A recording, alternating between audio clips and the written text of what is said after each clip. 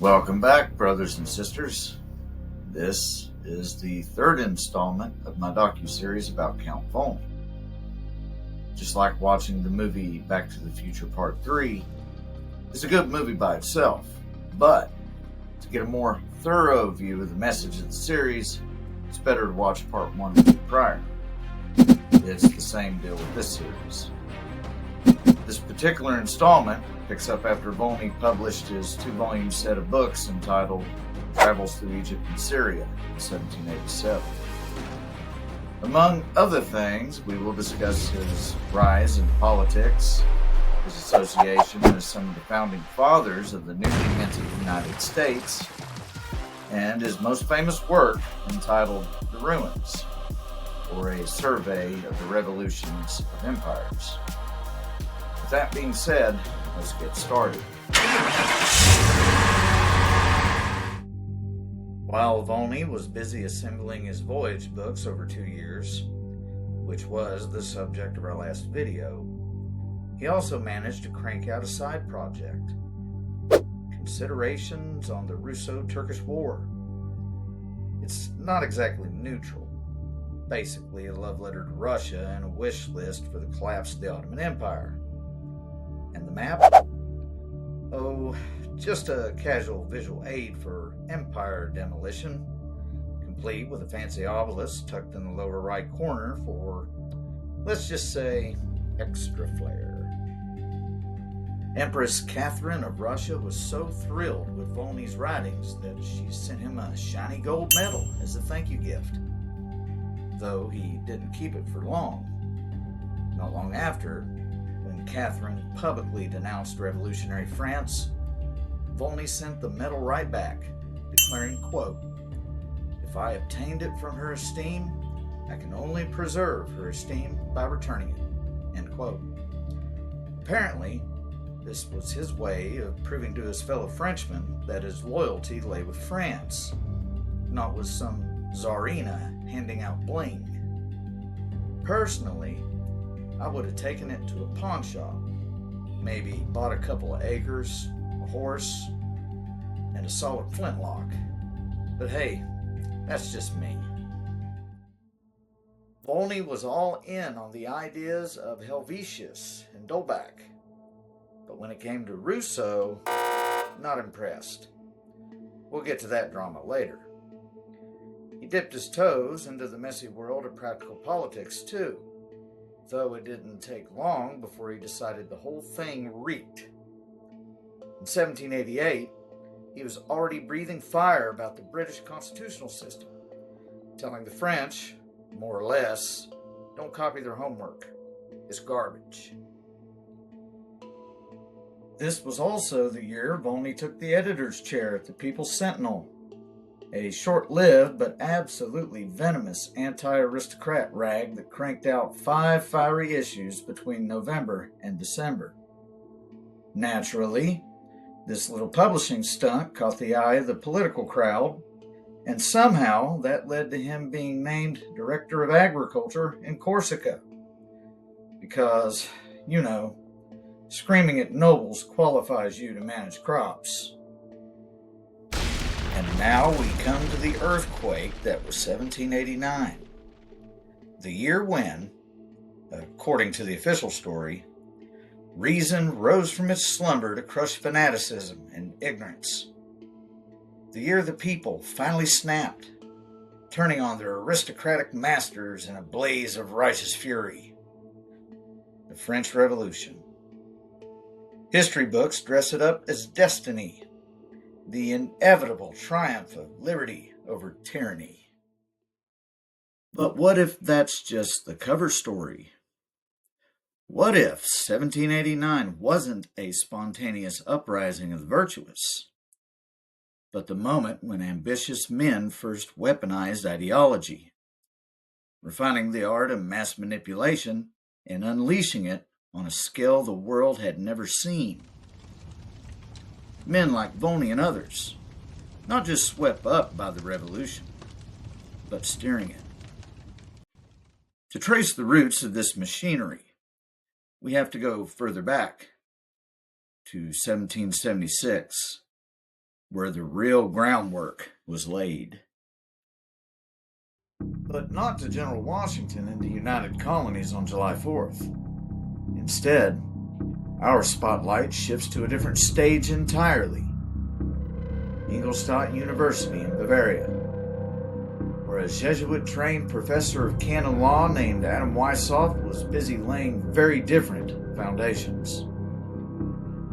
Just as Bavaria would one day morph into part of the German Empire, the secret society he founded on May 1st, 1776, originally called the League of Perfectibilists, would evolve into something far more infamous: the Order of the Illuminati. And here's where it gets interesting.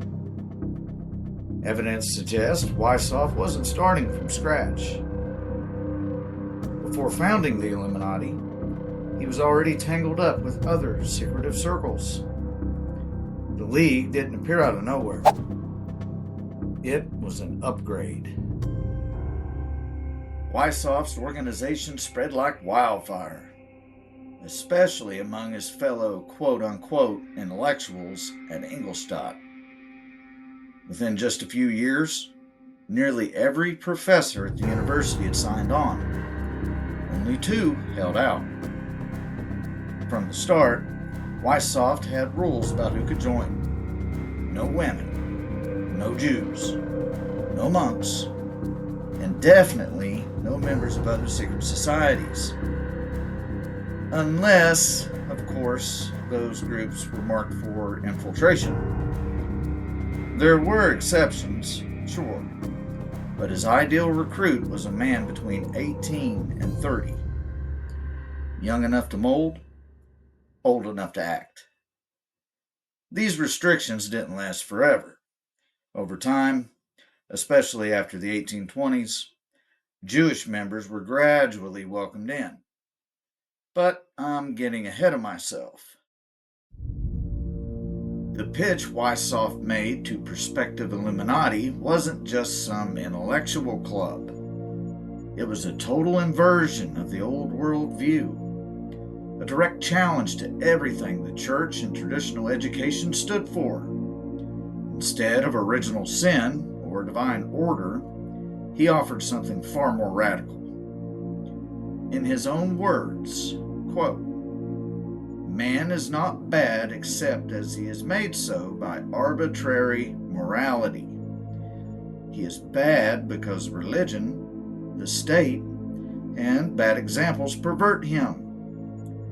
When at last reason becomes the religion of men, then will the problem be solved." End quote. In other words, don't blame the man, blame the system. Tear it down, replace faith with reason, and paradise follows. At least, that was the sales pitch. Not everyone was buying what Weishaupt was selling. By the early 19th century, the alarms were ringing loudly. One of the clearest warnings came from English Protestant minister and theologian Charles Buck in his wildly popular Theological Dictionary published in 1818. Quoting from contemporaries like Professor Robeson and Abbé Baruel, Buck didn't mince words. The real object, he wrote, was, by clandestine arts, to overturn every government and every religion, to bring the sciences of civil life into contempt, and to reduce mankind to that imaginary state of nature when they lived independent of each other on the spontaneous productions of the earth. And that was just the warm-up. Buck went on to describe the Illuminati as a society so wrapped in secrets, dissimulation, and spiritual rot that even outlining it all, he said, would, quote, far exceed the limits of his work. Behind the curtain was a web of deception, covert recruitment, obsessive surveillance, blind obedience from new initiates, and even whispers of the order claiming the power of life and death over its own members. Outwardly moral, inwardly godless. Buck portrayed Weishaupt and his inner circle not as idealists, but as blasphemers cloaked in reason, masking absolute atheism with just enough polish to pass in public. Weishaupt's contempt for traditional religion wasn't subtle. It ran deep. To him, the Bible was obsolete. Morality, he argued, should no longer come from Scripture, but from man's own reason. But this wasn't a new fight. It was just the latest round in an ancient war. Man's mind versus God's Word. A rebellion that goes all the way back to the Garden of Eden. And in that rebellion, Weishaupt was just another torchbearer, teaching that salvation didn't come from faith, but from throwing off the chains of religion entirely. Even the name of his organization, the Illuminati, made his priorities crystal clear. These weren't just elites. They were the illuminated ones. Those who, by their own intellect, could supposedly pierce the mysteries of the universe. The message, you may ask? Free your mind from the Bible, and reason alone will lead you out of the spiritual wilderness. And he wasn't coy about it either. Weishaupt openly admitted, quote, "I never thought that I should become the founder of a new religion," end quote. But that's exactly what he did. A religion without God. A creed where man didn't look upward for guidance, but inward. The goal? Replace the religious man with the illuminated man. Man solving man's problems, guided by nothing but cold, clinical logic. As Weishaupt himself declared, quote, "Reason will be the only code of man," end quote. And again, quote, "When at last reason becomes the religion of man, so will the problem be solved," end quote. In other words, move over, God. We've got this. Weishaupt taught that man wasn't fallen. He was simply a product of his environment. You corrupt the surroundings, and you corrupt the man. Fix the surroundings, and man would find happiness. Or so the theory went. And that same twisted logic didn't die with Weishaupt. It survives today, alive and well in the modern courtroom. Now, instead of holding criminals accountable for their crimes, the rational, illuminated mind blames society itself. The criminal isn't guilty, the argument goes. The environment made him do it. So who gets punished? Not the criminal. He gets released back onto the streets, while the society, the real quote-unquote villain, is left to suffer the consequences. In other words, Weishaupt's quote-unquote brilliant philosophy turned justice upside down. The victim becomes the criminal, and the criminal becomes the victim. All in the name of quote-unquote reason. Weishaupt had come to see religion itself as the great enemy, the immovable barrier standing in the way of his grand redesign of society. Religion, after all, insisted that only moral means could be used to achieve moral ends. That was a problem. Weishaupt needed no such restrictions. He spelled it out plainly. Quote, "Behold our secret. Remember that the end justifies the means, and that the wise ought to take all the means to do good which the wicked take to do evil." End quote. In other words, anything, theft, deception, Even murder could be not only permitted, but morally righteous, so long as it served the agenda of the order. As long as the cause was quote-unquote good, no action was off limits. A new morality for a new world. But there was another stubborn obstacle: nationalism. The old loyalties to king and country kept men divided, kept the world from becoming one malleable mass, ready for reshaping. Weishaupt complained, quote, "With the origins of nations and peoples, the world ceased to be a great family. Nationalism took the place of human love," end quote. He wasn't advocating for anarchy. Far from it.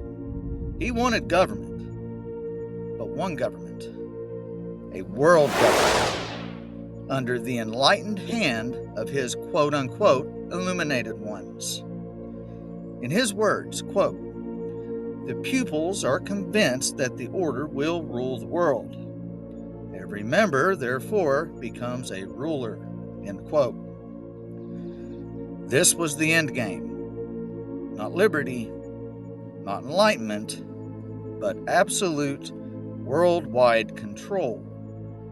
And under the banner of quote-unquote reason, the architects of this new order would claim it all. If Adam Weishaupt truly intended to reshape human civilization according to the vision of his inner circle, then secrecy wasn't just strategic, it was essential.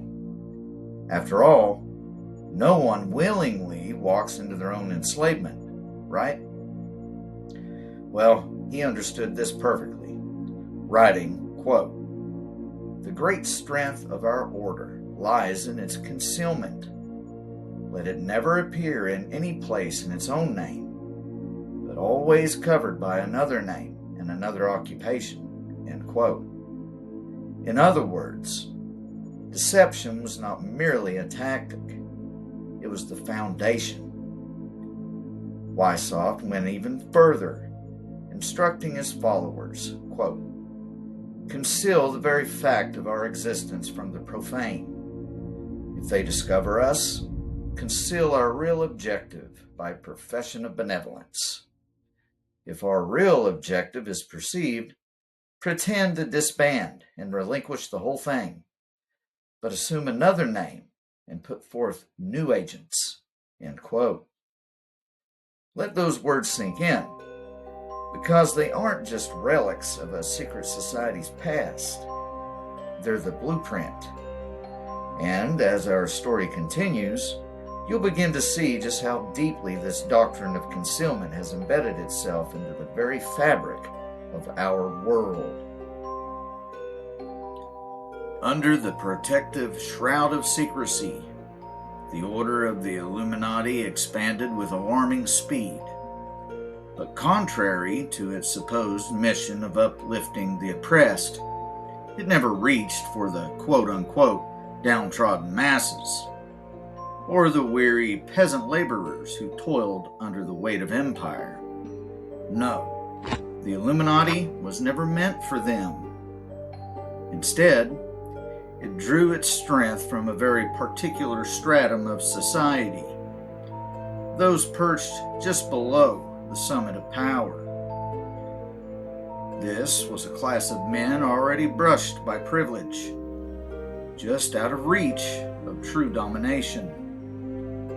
They were marquises and barons, professors and priests, dukes and counts. These weren't revolutionaries from the streets. They were men in wigs and robes, with access to back chambers and courtrooms. Men whose ambitions had outgrown the stations they were born into.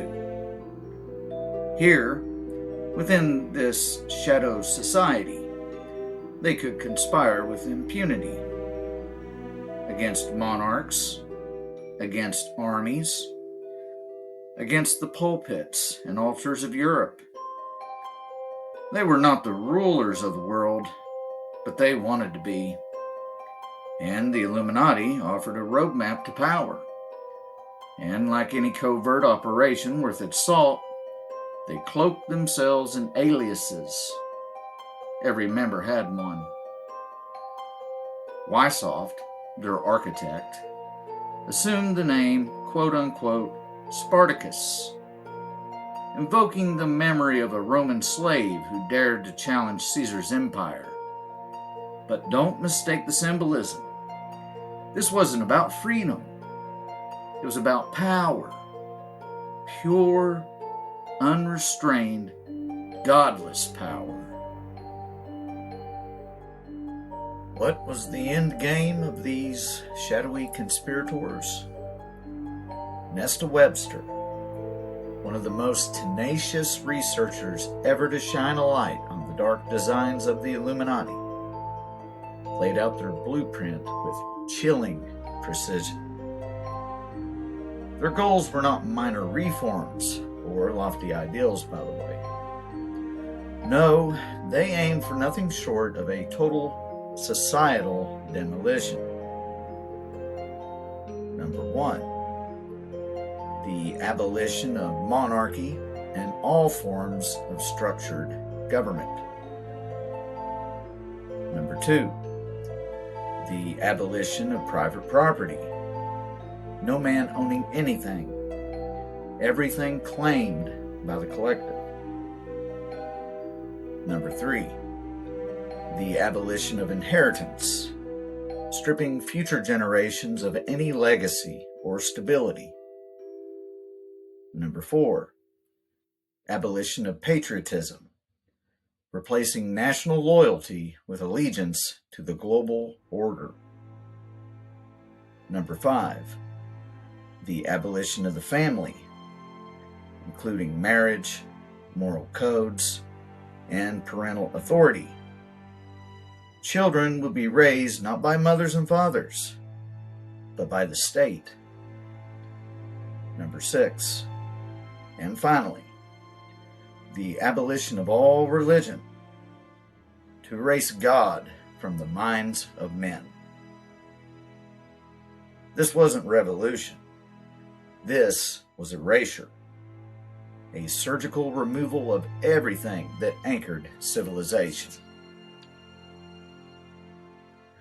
And just 1 year after the founding of the Illuminati, Weishaupt made his next calculated move. In 1777, he infiltrated the Masonic Order, specifically the Lodge Theodore of Good Counsel in Munich. But don't be fooled. He didn't join the Freemasons as a wide-eyed initiate. He entered like a virus, seeking to hijack the host. His mission? Infiltrate, corrupt, and ultimately control. And his plan bore fruit.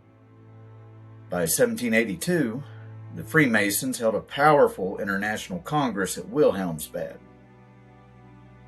What happened there? Illuminism was injected straight into the veins of Freemasonry, indoctrinating its leaders and steering the once symbolic fraternity into a vessel for the new order's hidden agenda. The veil of secrecy surrounding the Illuminati began to unravel in 1783. That year, 4 professors from the Marianan Academy were summoned before a court of inquiry and interrogated about their ties to the mysterious order. The hammer of state authority began to fall, but many believed a higher hand was also at work. In 1785, a courier, one of the order's trusted agents, was struck down by a bolt of lightning while en route to France. Among his possessions were secret documents and a full list of members. The contents were damning. The Bavarian government sprang into action. Over the span of 2 years, it issued not one, but 3 official edicts targeting the Illuminati from June 1784 to August 1785. Yet despite these measures, the order persisted. Recruitment continued. Secret meetings resumed. The state responded with escalating severity, declaring the death penalty for anyone found guilty of furthering the cause. Though many sources claim the Illuminati perished in Bavaria by 1787, when police conducted what was supposedly their final raid on an Illuminist hideout, the reality is more sinister. The Prussian king, Frederick William II, acknowledged the order's continued existence as late as 1789. The Bavarian government had seen the writing on the wall. One edict warned, and I quote, "As more time passes, it is further realized how harmful and dangerous the order of the Illuminati will be for the state and religion, if allowed to flourish here and beyond. It is impossible to predict the deplorable effects that would result for posterity if we stand back. If not handled seriously, while there is still time to forcefully eradicate a disease which is far more daunting than the plague itself." End quote. A plague, far more dangerous than anything physical, was creeping through the veins of civilization. By then, the state had uncovered not only the Illuminati's philosophies, but their core mission: the total overthrow of the Bavarian government. Hearings followed. The order was officially abolished. But the exposure may have worked in the Illuminati's favor. Driven underground by persecution, they scattered across Europe and into the heart of the New World. New societies, new masks, new names. They re-emerged as quote-unquote reading societies, Jacobin clubs, and, in Germany, the quote-unquote German Union. Though Bavaria continued to issue warnings, another edict in 1790, a final one in 1794, the world would not listen. The Illuminati had not vanished. They had only changed form. Now, if you're still watching at this point, you're probably wondering, what does all this secret society Illuminati business have to do with our boy, Count Volney? Well, quite a bit, actually. Remember when I mentioned the Jacobin clubs earlier? Turns out, Count Volney wasn't just familiar with them. He was a founding member. But that's just the beginning. Volney's web of connections stretches all the way to some of America's most powerful founding fathers. And it all comes to a head in his most controversial and enduring work, The Ruins of Empires. Unfortunately, this video is already running long, so we'll unravel all that in part 4. And trust me, you won't want to miss it. As we peel back the layers of secrecy and deception, one thing becomes painfully clear. Behind the curtains of history, there's always been a war, not just for power or governments, but for the souls of men. The Illuminati, the revolutions, the hidden orders, they all point to a deeper truth. mankind, when it turns away from God, seeks to build its own Tower of Babel. But no matter how secret their plans, how ancient their symbols, or how powerful their alliances, all of it crumbles in the light of God's truth. If history has taught us anything, it's this: no system, no secret society, no empire can save us. Only Jesus Christ can. So, before you click away, ask yourself this: if these men, with all their schemes and power, couldn't outmaneuver death, what makes you think you can face eternity without the one who conquered it? Give your life to Christ before it's too late. The kingdoms of this world are falling. He is the only one that stands forever. And as always, until next time, God bless.